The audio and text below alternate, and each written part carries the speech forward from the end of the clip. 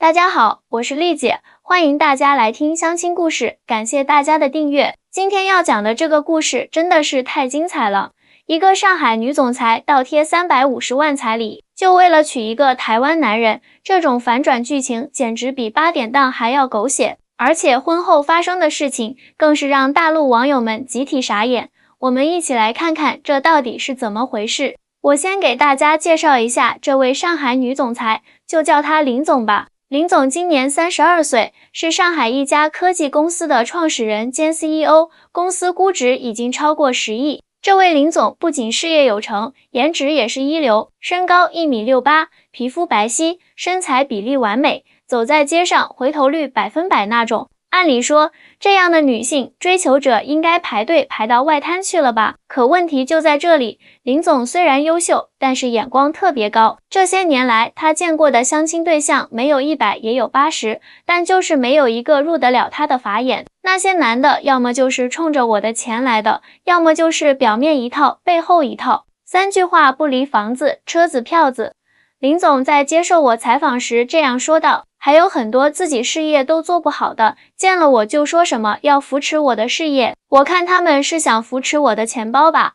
这话说的，我都忍不住为他鼓掌。作为一个过来人，我太理解林总的心情了。现在的男人啊，真的是越来越不行了，尤其是在大城市里，优质男性本来就稀缺，加上林总这种条件，能配得上他的男人更是少之又少。但林总的故事还有更深层次的原因。他父亲林董事长是一位传统的中国商人，一手打拼出了上海的一片天地，创立了林氏集团。虽然林总是独生女，从小就被当作接班人培养，但是林董事长心里一直有个执念，希望有个孙子能继承家族的事业和姓氏。我爸一直对我说，林氏集团传到你这一代就断了，因为你结婚后孩子会跟你老公姓，这让他很遗憾，觉得自己打拼一辈子的心血没法传承下去。林总说起这件事时，眼圈都红了。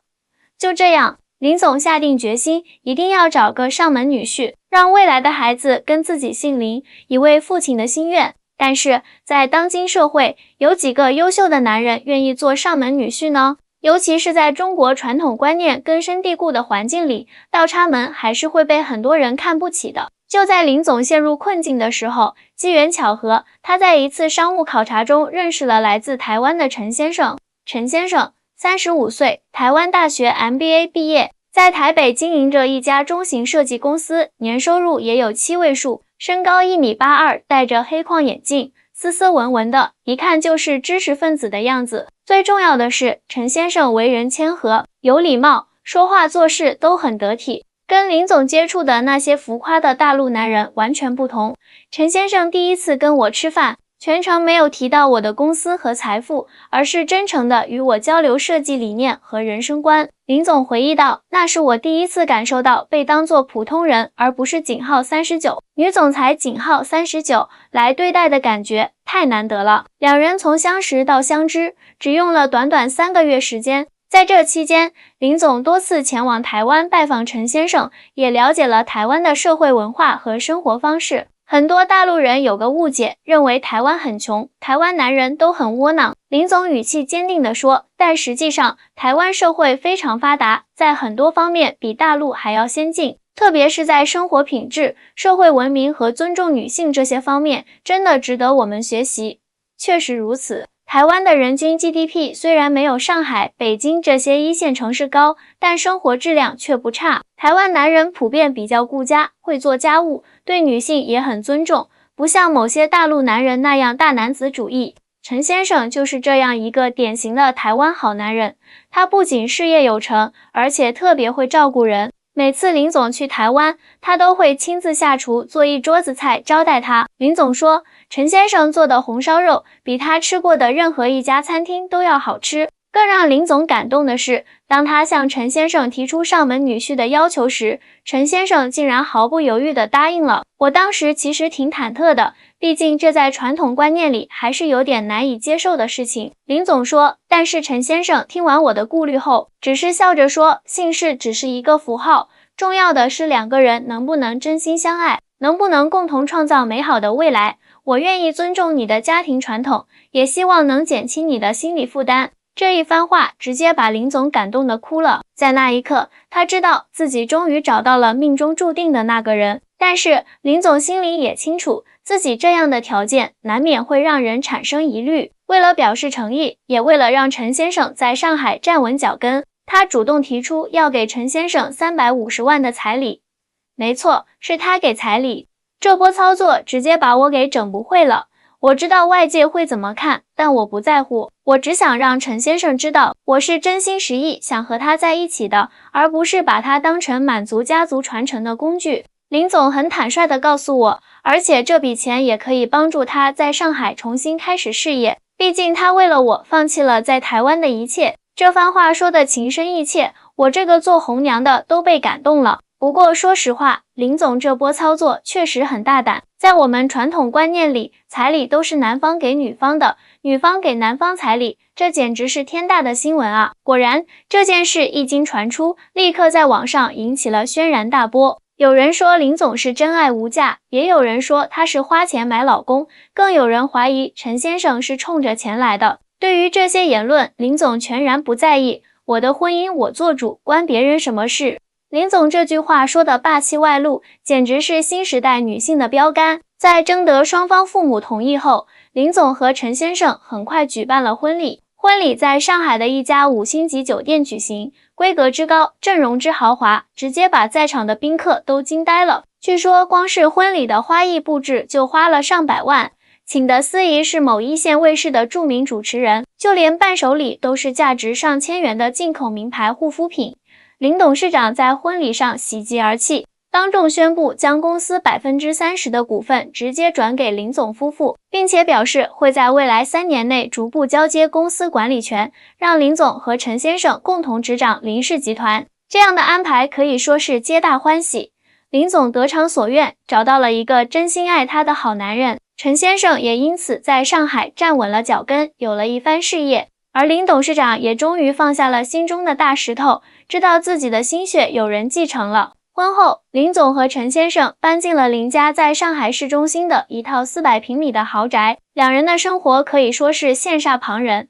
每天早上，陈先生都会早起做早餐，然后送林总上班。晚上，不管工作多忙，他都会准时回家陪林总吃晚饭。周末的时候，两人不是去高尔夫球场放松，就是去附近的公园散步，享受二人世界。陈先生真的很会照顾人，比我认识的所有男人都要体贴。林总说，他知道我工作压力大，所以从不给我添麻烦，反而会想方设法帮我减压。有时候我加班到很晚回家，他不但不抱怨，还会准备好热水让我泡脚，准备好宵夜让我补充能量。这样的婚后生活简直就是所有女性的梦想啊！难怪网上那么多女网友都表示羡慕嫉妒恨，直呼林总捡到宝了，想找个台湾老公。但是好景不长，婚后第3个月，一件意想不到的事情发生了，彻底改变了林总和陈先生的生活，也让所有关注这段婚姻的网友们集体傻眼。那是一个周五的晚上，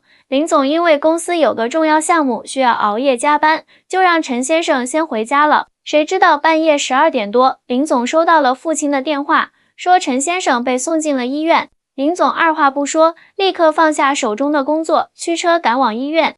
到了医院才知道，原来陈先生在准备给林总做宵夜的时候，突然晕倒在厨房，幸好当时林董事长正好去他们家串门，这才及时发现并送医。医院的诊断结果让所有人都大吃一惊，陈先生患有先天性心脏病，而且情况相当严重。医生说他的病其实很早就有了，只是一直没有得到正确诊断和治疗，这些年全靠自己吃药控制。林总红着眼圈对我说道，他之前从来没有告诉过我这件事，我完全不知情。更让林总震惊的是，陈先生需要立即接受心脏手术，而且手术费用高达200多万，这对普通家庭来说绝对是天文数字。当时我脑子里只有一个念头，就是不管花多少钱，一定要让他好起来。林总说，钱算什么，人才是最重要的。手术安排在了第2天一早，在手术前，陈先生才向林总坦白了一切。原来陈先生确实是台湾人，也确实有自己的设计公司，但公司规模远没有他之前描述的那么大，更没有什么7位数的年收入。之所以隐瞒实情，是因为他担心自己配不上林总。他告诉我，他第一次见到我就被我吸引了，不仅是因为我的外表，更是因为我身上那种独立自信的气质。林总回忆道，但他也很清楚我们之间的差距，所以一直不敢表白。直到我主动提出那个要求，他才鼓起勇气答应。至于心脏病的事情，陈先生更是一直藏在心里，不想成为林总的负担。他说他很抱歉欺骗了我，愿意在手术后立刻离开，不会再打扰我的生活。说到这里，林总已经泣不成声。他还说，如果手术不成功，希望我能替他向他父母说一声对不起，没能尽到做儿子的责任。听到这些话，我的眼眶也湿润了。这是怎样的一种爱啊！宁愿隐瞒自己的病情，也不想给心爱的人增添一丝负担。手术持续了整整8个小时，所有人都在手术室外焦急地等待着。终于，主刀医生出来宣布手术成功，众人这才松了一口气。在陈先生住院期间，林总几乎寸步不离地守在他身边，公司的事务全部交给了助理处理。他亲自喂他吃饭，陪他聊天，鼓励他做康复训练。我告诉他，无论发生什么，我都不会离开他。爱一个人，就是要接受他的全部，包括他的优点和缺点，包括他的过去和现在。林总坚定地说，我不在乎他是否有钱，不在乎他是否有大公司，我只在乎他是否真心爱我。陈先生康复出院后，林总做了一个令所有人都意想不到的决定。他宣布辞去公司 CEO 的职位，只保留董事的身份，决定和陈先生一起回台湾生活一段时间。我想陪他回家看看，也想亲眼看看他生活的环境，了解他的过去。林总解释道，而且台湾的医疗水平很高，他在那边可以得到更好的后续治疗。这个决定可把林董事长给吓坏了，原本指望女儿和女婿一起打理公司，现在两人突然要去台湾，这公司该怎么办？但林总的态度非常坚决，公司可以找职业经理人来管理，但家人只有这一个。他对父亲说，爸，您不是一直希望有人继承林家的事业吗？等我和陈先生的孩子出生后，我们会回来的，到时候您就有孙子或孙女了。听到女儿这么说，林董事长也只好妥协了。毕竟女儿的幸福才是最重要的。就这样，林总和陈先生飞往了台湾。让林总没想到的是，陈先生在台湾的家居然是一栋位于阳明山上的别墅。虽然比不上上海的豪宅，但环境优美，空气清新，是个养病和休养的好地方。更让林总惊讶的是，陈先生的父母竟然是台湾知名的艺术家夫妇。父亲是台湾美术馆的特聘艺术家，母亲则是小有名气的作家，难怪陈先生从小就受到了良好的艺术熏陶，做设计也是那么出色。他的父母都是非常和蔼可亲的人，完全没有架子，也没有因为我是大陆人而有任何偏见。林总说，特别是陈妈妈，每天都变着花样给我做好吃的，还教我台湾的本地菜怎么做。我们相处得特别融洽，在台湾的日子，林总过得非常充实和快乐。他和陈先生一起逛夜市，爬阳明山，去淡水看夕阳，去九份感受怀旧氛围，完全沉浸在二人世界的甜蜜中。那是我这辈子过得最轻松、最自在的一段时光。林总回忆道，在上海的时候，我总是绷着一根弦，时刻想着公司的业绩、市场的变化、员工的管理。但在台湾，我可以暂时放下所有的包袱，做回真正的自己。陈先生的身体也在慢慢康复。有一天，他带林总去了他的设计工作室。虽然工作室不大，但是布置得非常温馨舒适，墙上挂满了陈先生获奖的设计作品。我当时才知道，原来他在台湾设计界还挺有名气的，曾经获得过多个国际设计大奖。林总骄傲地说，只是他为人低调，从来不喜欢宣扬自己的成就。在台湾住了3个月后，一个更让人惊喜的消息传来，林总怀孕了。这对夫妻简直喜出望外，立刻打电话告诉了双方父母。林董事长听到这个消息，激动得老泪纵横，连声说好。就在这幸福的时刻，陈先生突然单膝跪地，拿出一枚钻戒，对林总说，虽然我们已经结婚了，但之前因为各种原因，我没能给你一个正式的求婚，现在我想重新向你求婚一次，嫁给我好吗？我保证会一辈子对你好，照顾你和我们的孩子。这浪漫的一幕直接把林总感动得泪流满面，他抱着陈先生哭着说：“我早就是你的人了，这辈子都不会改变。”消息传回上海后，网友们的反应可以说是五花八门。有人说林总花钱买老公，结果买了个病秧子；有人说陈先生骗婚，贪图林总的钱财；也有人说这是真爱无价，金钱买不到真情。面对这些言论，林总和陈先生选择了无视。我们知道我们在做什么，不需要向任何人证明什么。林总说，真正的爱情不是看你有多少钱，而是看你在对方最需要的时候是否愿意伸出援手。半年后，林总生下了一对双胞胎，一男一女，健康可爱。按照约定，孩子们都随母姓，姓林。林董事长乐得合不拢嘴，天天到处向朋友炫耀自己有了孙子和孙女。婴儿满月后，林总和陈先生带着孩子们回到了上海。林总重新接管了公司，而陈先生则在上海开了一家设计工作室，专注于自己热爱的事业。我们并不是完美的一对，我们有各自的缺点和问题，但我们愿意为对方改变，为这段感情努力。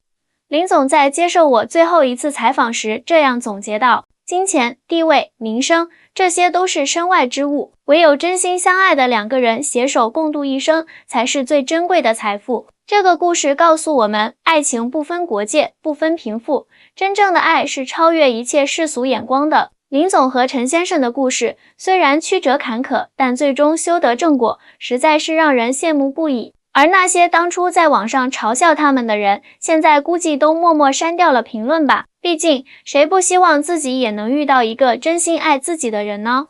好了，今天的故事就讲到这里，我是丽姐。如果你喜欢这个故事，请记得点赞、关注、转发，我们下期再见。对了，如果你也在寻找真爱，随时可以来找丽姐聊聊，说不定你就是下一个幸运儿呢。最后，我想说的是，无论是大陆还是台湾，都有各自的优点和特色。两岸一家亲，希望所有的朋友们都能找到自己的真爱，过上幸福美满的生活。